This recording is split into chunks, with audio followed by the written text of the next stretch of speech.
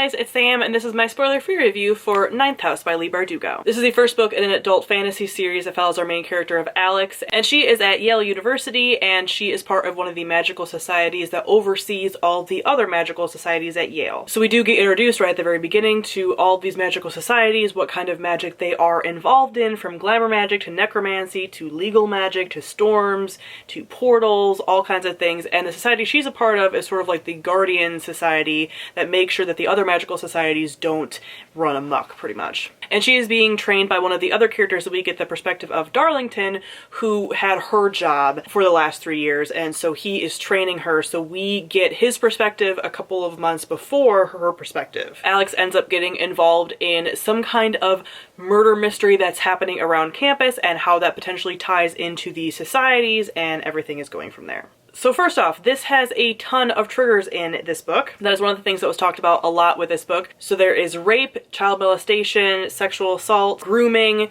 physical and emotional abuse by a partner, possession by like ghosts and things, obviously ghosts, drug use, overdose, death of a friend. That might be all the ones that I can think of right now, but definitely check out a lot of reviews for this book and make sure you get all the trigger warnings that there are, because there's some very heavy content in here. So first off, I'm talking about the world building. I really enjoyed this world. The magic and the world is the high point of this book for me. This is a dark academia setting with Yale and all the magical societies. Then it also has a very urban fantasy feel to it as well. All the different magic is very interesting in how that weaves into like real world things and problems, and you can just very plainly see how if this was real, this is how a lot of things would be with some of these magics and how they are being used against others. Like I said, there's glamour magic, portals, storms, like all this stuff, and it is very intriguing and you get pulled into it along with Alex. Next, I talk about our characters. I will say that it took me a little while to get attached to our characters, but I did start to like them, especially Alex, towards the very end. So it was a very slow build-up, which we'll talk about the plot,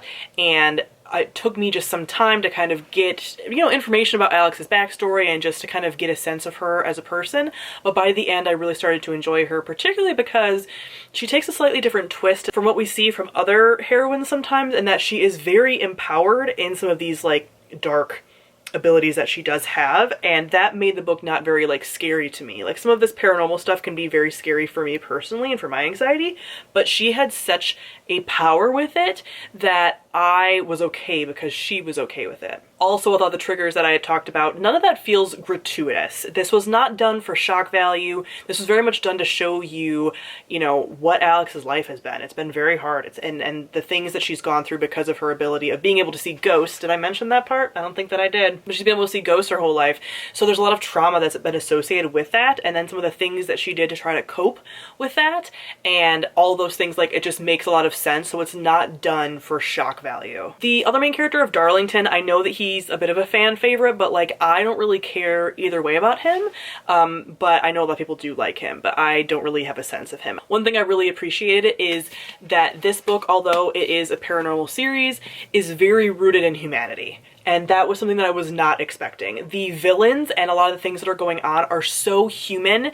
They're not, like this paranormal problem. It's like, wow, even though these villains are wrapped up in some like paranormal stuff, it's so human. It makes so much sense. Again, the societies and the things they do, it's like, yes, this is just a magical twist on like how power and like all that corruption happens within these kinds of groups. So that was really interesting, and I really enjoyed just the humanity throughout. As far as the plot, it just really started out slow. I think that was my biggest thing about this book. It was that it took a while to kind of get into the story and what was going on, and then you kind of get more into the mystery of everything, and that's when it really starts to take off. So I enjoyed it once we start to get all these connections and this like giant web coming together, but it took a while to get there, and that's what made it very slow at the beginning and made it a little difficult at the beginning to sort of get into the characters and get into the, the plot and everything that's happening. So overall, I enjoyed this more than I thought I was going to going into it, and I gave it 3.75 out of 5 stars and do plan to continue with this series. I am definitely very intrigued. So I have done a spoilery discussion via vlog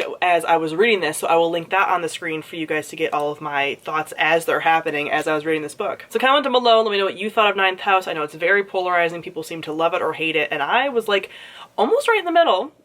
Odd, was not expecting that. So thank you all for watching, and I'll see all of you guys soon. Bye.